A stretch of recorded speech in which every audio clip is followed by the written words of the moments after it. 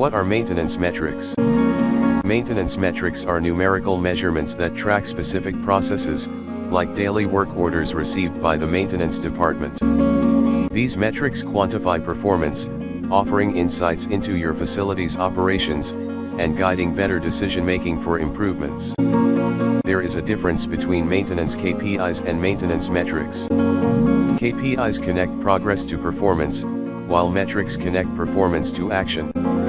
In other words, KPIs are the target you're aiming at, and metrics are the arrows you're shooting at the target.